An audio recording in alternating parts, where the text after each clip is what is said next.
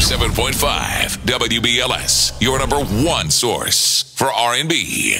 So, Brother Neil, happy holidays to you, and thank you for coming by tonight. Thank you, sir. Thank you very much. Happy holidays to you and yours as well. Well, thank you, and I see you're indulging with me in the area of gaining a little weight tonight. A little bit, You know, good. See, I have the kind of family that does not believe in diets and all of that. So you know, November, December roll around, and I go home and try to tell my mom, I can't really eat that. That's when shoes start flying in my house. So. You know, I just go ahead and shut it off, and you know, pick it back up strong. But now, how much cooking do you do around the holidays? Oh no, I burn Cheerios, bro. That ain't me. Come on, man. Are you serious? I am not the cooking guy. No. I figured because you became a dad, I figured, you know, it changed a little bit. Well, I mean, I can make the hell out of a sandwich. I can do that. Yeah. You know, I'm sure that may not fit too well, you know, on the mama tip. Nah, but nice attempt, man. Indeed. But how has the year been for you so far? Man, first and foremost, this year just blew by. Yeah, like, I can't believe we're already at Christmas. But it's been a good year for me. It's been, you know, a lot of growth, a lot of just, you know, coming into my own, realizing who I am, just gathering a better understanding of who I am as far as professionally and personally. My kids are getting big. You know, my daughter's 4 now. My son is 3. Amazing. And you know, they're asking, you know, tough questions already. Like what? I feel like I had some time before I started getting these kind of questions. Like what? I mean, they just know way more than they should at the age that they are. You know, we live in a different world now. We definitely live in a different world. When you were growing up, and you're much younger than me, were computers really at the forefront? Not really, no. And now my daughter, again, she's 4, and she locked me out my phone the other day and would not tell me how she did it. I don't know if I'm appreciating you now on music, or I'm appreciating you now on the silver screen, because now, man, you have expanded your gifts in so many different directions. I mean, you know, you've been gifted as a writer producer for years. But then we found out about, you know, your singing ability, which has been very fruitful for you. Indeed. And now you turn over another leaf, and he probably has another one called a model, but you have another leaf that's called acting. Yeah. And I must say, not to stroke your ego, I appreciate your work. So that means you've been putting in some work, and you've been studying very, very well. A little bit. I haven't done anything lately because of the fact that I want to get a little better at it. Like it's by no means as easy as they make it look. But you seem pretty natural at it. Well, I mean, the roles that I've played thus far have not been too much of a stretch. I think the one that was maybe the most difficult was Red Tails, the movie about the Tuskegee Airmen. But even that wasn't difficult. I mean, difficult because I had to speak in a accent that's not mine. You know what I mean? But I'm from Arkansas, so all I had to do was call back and, you know, talk to some of my uncles and regain the twang, and then I was good again. You know, but the stuff that's coming across the table now, like I feel like people think I'm a better actor than I actually am. Yeah. Because the stuff they're asking me to do now, the stuff I've been asked to do is like way above my skill level. Like I'm a person, I know my limitations. I know what I can do well. I know what I can't. I can't cook. I can't drive. And, you can't drive? I can't drive, brother. I can't drive. Oh, gosh. I just the concept of sharing the road with people just goes over my head. But you know the James Brown movie that came out not too long ago, Get On Up. They initially hit me about possibly playing James. And I had to instantly turn that down. I was like, I don't got the chops for that yet, bro. Like, give me some time to get into some classes and just really, you know, give the craft the attention that it deserves, and then maybe. But right now, no, I'm not gonna be the dude that messed up the James Brown story. I feel you. Just because I wanted to get it. I feel you. Well, hey, look, I'm glad you know your limitations. We all should take a lesson out of your book. Absolutely. Hey, one thing you have taken out of the Fellas book. Like I called you a little while ago, you're a visionary, man, because you have this song out on the forthcoming album, Nonfiction, which comes out next month in January, called She Knows. She does know, doesn't she? Oh, she does. They all know. They know. Who's they? Know. They are the lovely and confident women of the world. Yes, yes, sir. Yeah, yes, they sir. definitely know. And what do they know? Because I know when I heard this song, like, this cat, he's definitely paying attention. So what do they know? Well, this song is a dedication to, and I say I wish that I could speak for all women, but I can't. You know, there's a select few women that still haven't quite figured out the power that they possess just yet. The woman that understands that power, the woman that this song is about, she's the scariest thing on the face of the planet. Did you meet her? I've met a few. Oh, yeah, okay. yeah. I grew up in a house full of them. This is a woman that has figured out that, you know, nothing in this world is handed to you. You know, that sometimes you got to get your hands dirty. That whole concept of the damsel in distress doesn't exist anymore. You know what I mean? Now it's about, I'm gonna get out and I'm gonna get it myself, and I'm gonna find somebody that's gonna complement what I'm doing as opposed to waiting on somebody to save me. Like that's who that song is about. What else can we expect from this project, or is this going to be a secret, man? No. I'm gonna go ahead and let the cat out of the bag. This album is.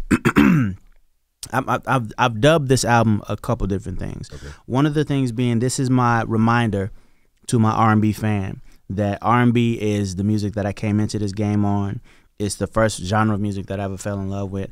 There was a time where people were saying things like I had abandoned R&B because, you know, I stepped off the porch for a minute to go and explore and, you know, try some other sounds and whatnot. So I had some success with the dance stuff, with the EDM stuff, and so much success, so much so that people started feeling like, oh, well, Neo don't do R&B music no more. And I'm like, that nothing could be farther from the truth. I definitely am still R&B. First and foremost, I don't do R&B music. I am R&B music. It runs through these veins. So this album kind of is a reminder of that to my R&B fans. Now, even with that being said, never will I ever abandon a group of people or a fan base that has shown me love. You know, I got a lot of love from the EDM audience over there. That's not a place that you can just walk in the doors and just sit down no, you have to earn it. You got to earn that. Yeah. They're not just gonna let you in. They let me in, and so because of that, I can't abandon them. But at the same time, again, I had to remind my R&B fans that this is who I am. That's one. Another thing I'm dubbing this album is the rebirth of storytelling. I feel like storytelling has kind of been lost in music over the last little while. Really? You know, I mean, well, you know, attention spans are a little shorter now. So I'm a gathering that most songwriters and artists feel like, you know, to sit and try to tell somebody a story is kind of a waste of time, and that everybody, you know, we need it quicker, faster, now type day and age, that nobody's going to sit down and pay attention long enough. But I personally feel like if you give them something worth paying attention to, quality, then they will absolutely pay attention. I'm kind of banking on that, you know. Otherwise, this is going to be a really, really sad year for me coming up, because the whole album is based off of, or based off of 100% true stories. 100%. Entire album, whole album, yes. That's controversy in there too. A little controversy in there. A little bit. Sure. It always is. You know, I mean, you know, I've gone through some colorful things over the last couple of years, so I touch on some of that. That's a nice way of saying it. But I wanted to do something special with this one. I actually reached out to my fans via my social media and whatnot, asking them questions about their lives and their relationships and whatnot, and the stories that I really, really were interested in, that really, really resonated with me, I wrote songs about. So this album is also me and my fans' first collaborative effort. It's the first time I've ever written songs like this, and like it was kind of cool. It was like a breakthrough. It was a breakthrough. 2015 is knocking on our doorstep. I don't know if you are a man who makes a lot of resolutions or makes a lot of personal strides that you keep to yourself, but share with me, if you can, with us, some of the things that you're looking forward to enhancing in your life as you move into the new year. Well, that's what it's supposed to be about. It's supposed to be about enhancement. You know, you're supposed to be trying to do better this year than you were last year, and that's really the only resolution I make now. Because any other resolution I've ever made, it's like, you know, you be real disciplined for like a week, and then you fall off. It just falls off. You know, so now it's about being better in the new year than I was the year before. You know, better in every aspect. I'm a good listener. I know that I am, but I could be a better listener. I could be more compassionate. I could be more patient. You know, just all of these things are some of my personal battles. There was a point in time where I had a major issue with just not feeling appreciated. You know, I would be the guy. Okay, so I'm on Twitter, and there's roughly 8 million people following me on Twitter. So I would look on my timeline, and there'd be like 200 positive tweets and like 10 negative ones, and I'll spend all day focused on them 10 negative ones. Like, why y'all don't like me? What I ever do to you? You know what I mean? And it's like I'm getting to a place where it's like you can't do that. Can't please. You have to understand that there are people on the face of this planet that don't like you just because. They don't have a reason. They don't need a reason. Their reason is you breathing. That's it. That's why they don't like you. And you know, that's the reality of it. So in understanding that there is no way to please all of the people all of the time, that no matter what you do, good, bad, or otherwise, somebody is gonna hate, you might as well just live your life.